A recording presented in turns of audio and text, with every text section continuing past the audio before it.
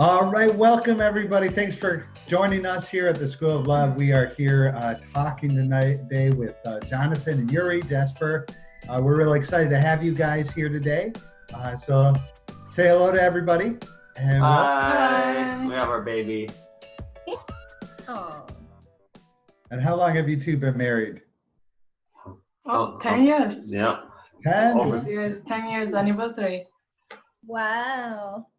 Well, congratulations. Something must have been right in your preparation. You guys must have done something right to be together for 10 years so far. So far, so good, yeah. I mean, it has its ups and downs, but it's been an incredible journey. Yeah, 10 years. It's gone by pretty fast, though. I still feel like we're on like year 3 or 4, but it's like 10. And there's kids. Still honeymooning with kids. The best way. Well, that is right. That's awesome. And we know that for you both, it was an important value to save for marriage and to wait for that special someone in your life when you found each other. So we wanted to ask you some questions about your journey and your experience with that today. And first, we want to go back to junior high. You're a teenager, there's hormones, there's friends, there's school. What was that experience like for you?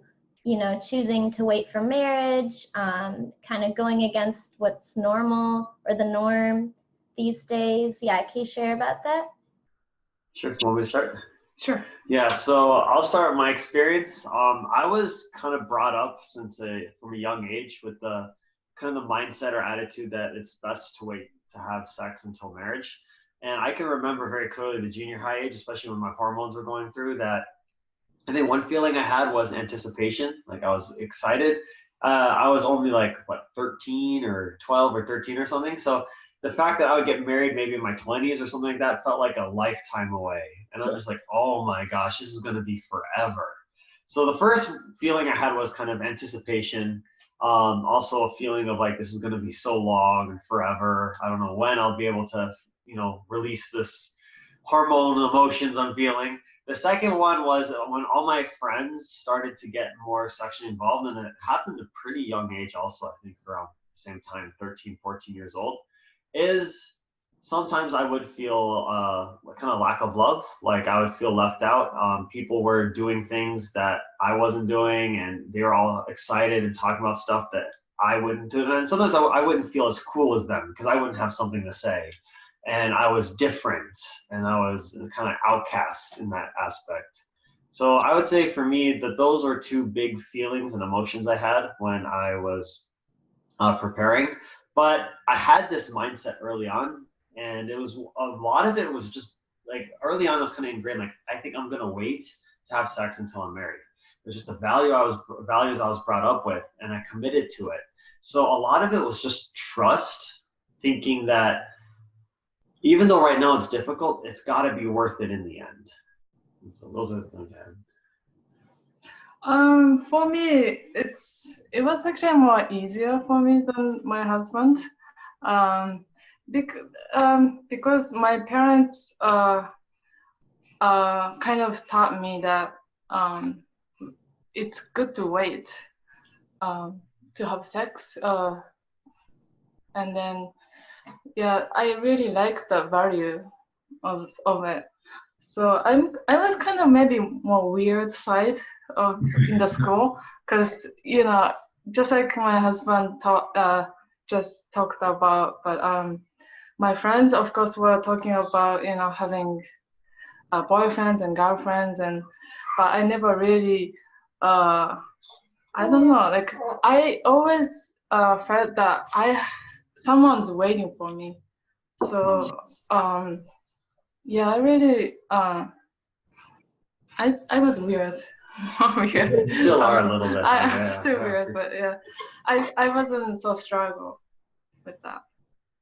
And my wife is from Japan, and so we actually have an international marriage, and that has its own unique characteristics and qualities in it. But one thing also I could really tell is, I don't know, do you want me just to, if I have an inspiration, can I just talk about it, or should we go question by question?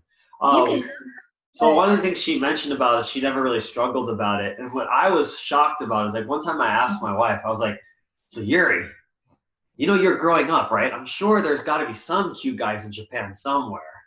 And of course, they're not as cute as me, but like, you didn't know about me so much at the time. Did you ever think about being with another guy or being with someone besides me in your life? And she answered, what did you answer? Did you ever think about somebody? Not really. That's crazy. Yeah. Uh, Yeah. So yeah, I think maybe in this topic you should talk more. I kind of heard this, you know, you had this ideal or this idea of marriage, and do you think that was really, that always came to your mind to kind of reinforce you when you were Jonathan? Yeah, 100% for me. Because without it, if you don't have this like strong value or guiding light or some like vision or dream to uphold to, it's hard. It's not an easy thing. Like your body's telling you different things, your friends are telling you different things, society's telling you different things, TV's telling you different things. To do it without that value, no way. I don't think I would have waited until marriage. It's just, it's inconvenient. It's not as fun. There's so many things you have to overcome, that the best way is to have some big dream, this big audacious dream that makes it worth going through all the challenging parts for. Yeah. Yeah, I agree. I love that. I think because sometimes it's easy for people to say, oh, I'll never have that, or oh, those rom-coms, you know, they're just fairy tales. And I definitely can relate to that, having that dream, that vision, so that you can look forward to that and really believing in it, believing that God wants that happiness for you. That's awesome. How about, did you have another one? Yeah, I mean, just to stay in junior high, I was just wondering also about, you know, when you would bring it up with friends or when they were talking about boyfriends or girlfriends, did the discussion come up like, or a pressure come up from them like, hey, we want you to meet this girl, or hey, you know, don't you want to think about it? Did that really come up much, or did you just say, hey, I'm not really interested, and people respected that? How did you deal with that?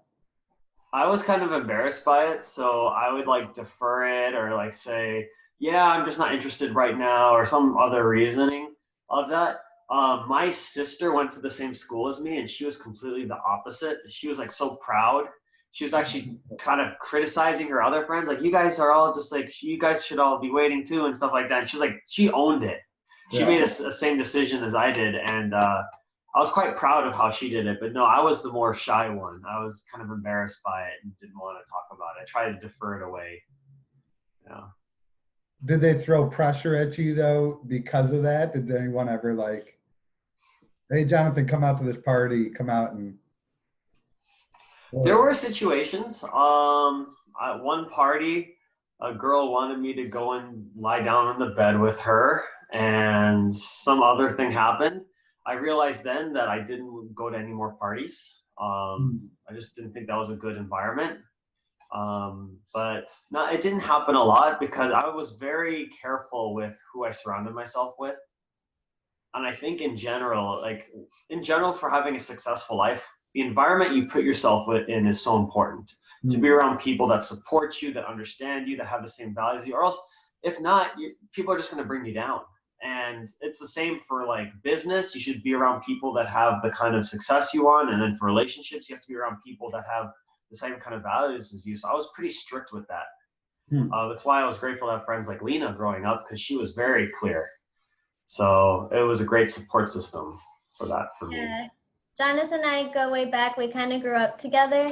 And I remember his parents own like a campsite for young people. And I remember we would like sit and talk together and talk about how we look forward to one day, you know, being married. And yeah, that was a great support system to have a friend that's a brother that you could just like talk to and, you know, relate with. And I think that's really great what you say about environment and making those choices after you had that experience. Like, okay, I'm not going to do that again. I'm not going to go to a party, put myself in that situation again.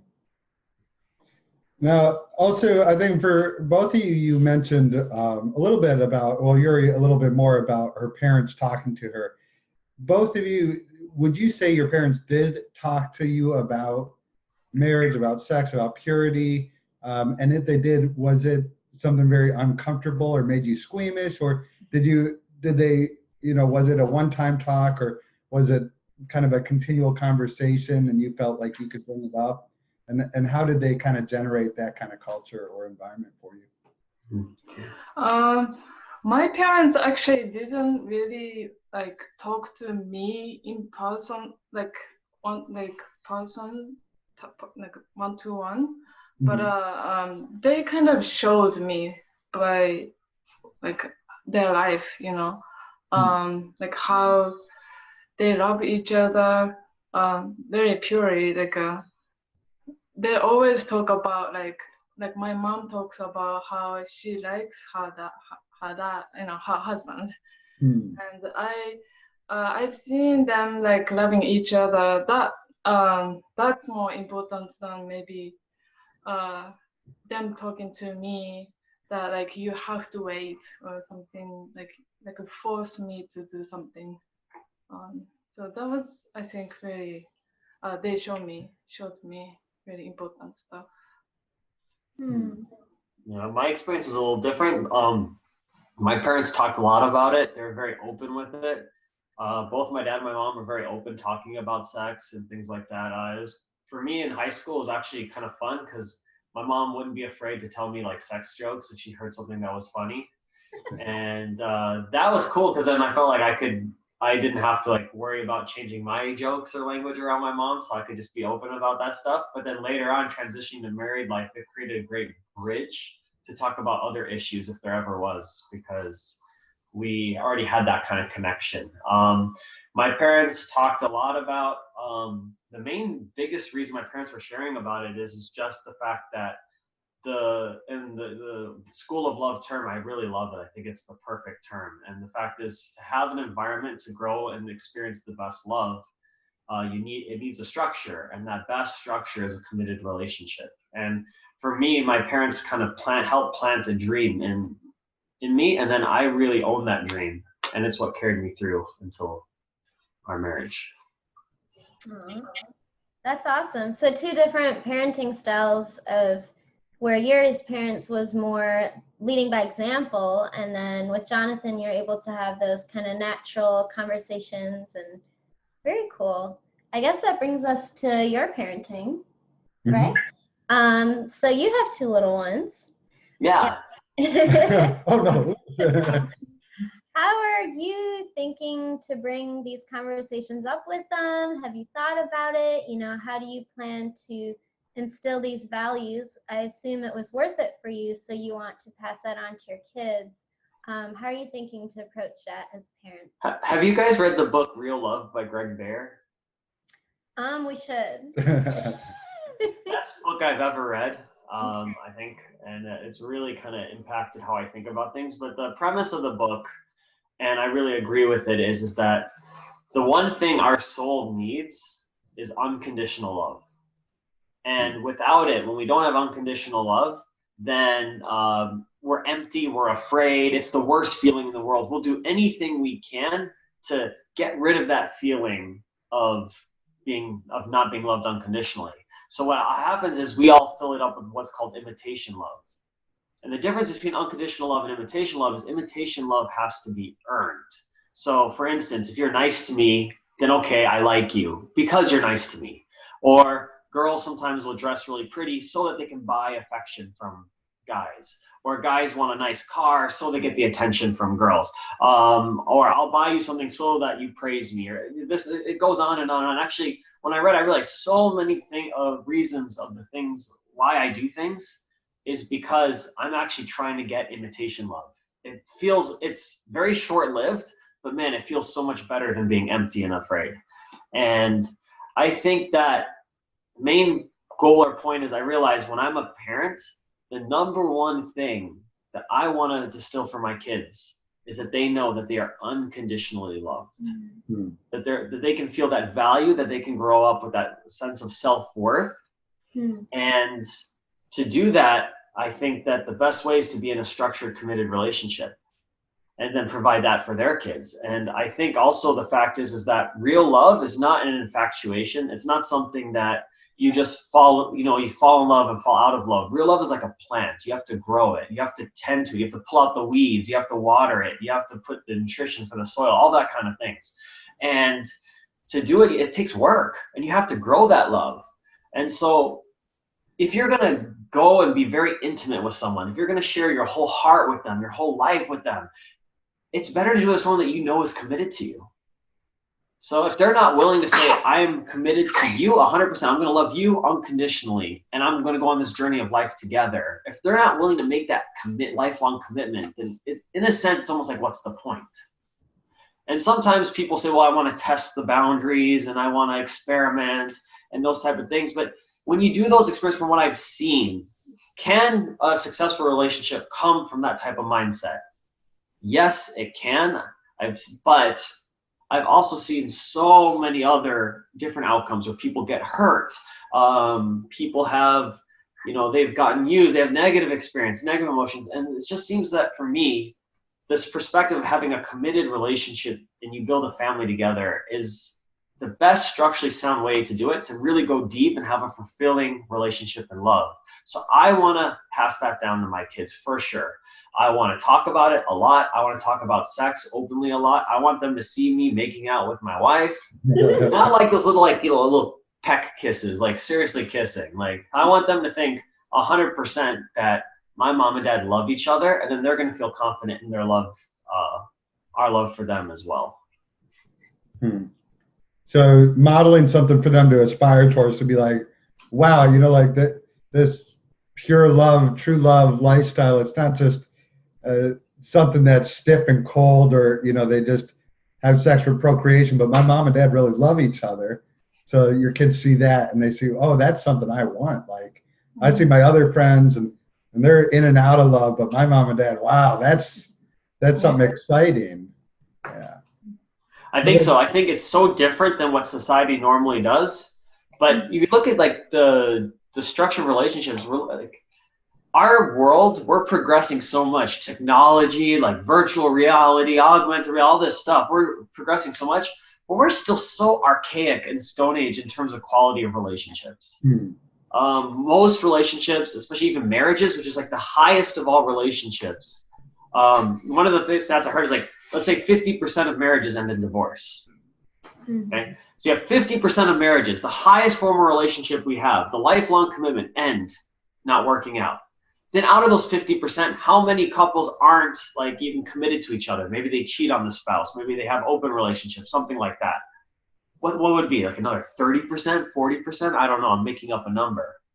But then from there you have, okay, so let's say half of those people aren't even committed to each other.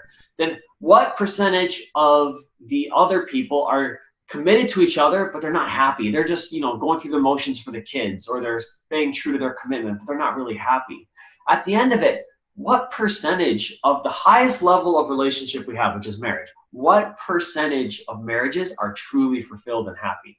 1 out of 10, maybe less, maybe a little more. But it's like, is that what we aspire for as kids? Is that what we get excited about, the Disney movies and like the happy ever afters? It's the 1 out of 10 of our best relationships actually are fulfilled and happy. So I think as a society, we're still so far in terms of understanding principles of relationships. And so what we're doing is so different, but from what I've seen and the experiences I've had and what I've seen from others, this is the best structure to have a fulfilled and happy life and marriage. And that's what we all want ultimately, is to be happy. And many times sex can be used the opposite. Sex can be very fun in the short term. It can be exciting. We can feel attention and loved from someone in that moment, but it maybe doesn't lead to that long lasting love. It can be used as the opposite. So it's a very it's a different way of life. And I feel a passion that this can, though, if people follow it, they can have way different results.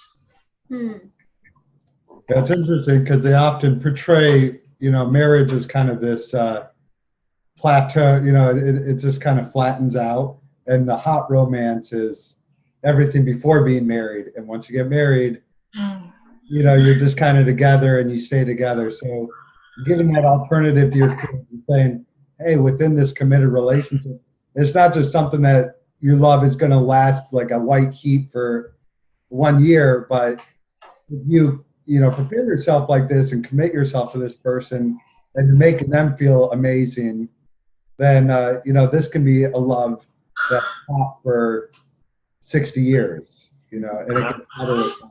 So. I mean, it's not easy, right? I know I'm pretty easy, but I'm just kidding. You're way easier than me. I'm the complicated one. Sometimes I feel like she's the guy, I'm the girl, something like that. But it's not easy. No, it's like it takes work. 10 years, it's like sometimes you have to work, especially that point of like the like kind of staying in love. You have to take work. We with the kids now, we need to take more time for us and go on dates and do those type of things. That part we found we're already lacking. It's so easy just to get consumed by our kids. But it's that same dream, that same goal of what we want our relationship and love to be like. And that takes work. It's not easy. If it was easy, everyone would be doing it. It's actually pretty damn hard. I think worth it. Yeah, thank you guys. I love how you shared that bigger dream and vision and picture of like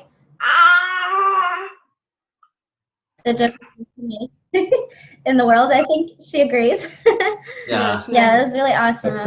Oh, do y'all have any final words you want to share? I mean, obviously, you would both agree that it was worth it for you. It was worth it waiting for marriage. Yeah, I think so.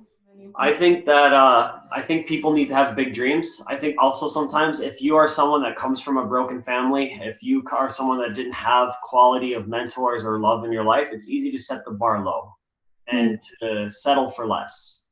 But I think everyone deserves to have whatever joy and love and happiness that they want in life.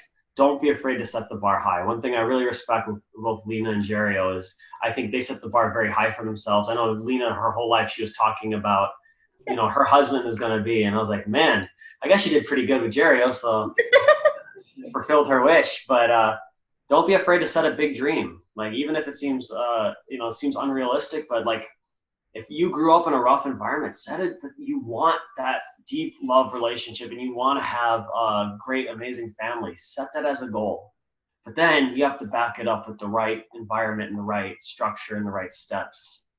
But don't be afraid to set a big dream. I think that's the kind of commonality in what we've been talking about is the fact that at a young age, we had a dream kind of implanted into us that we took ownership of.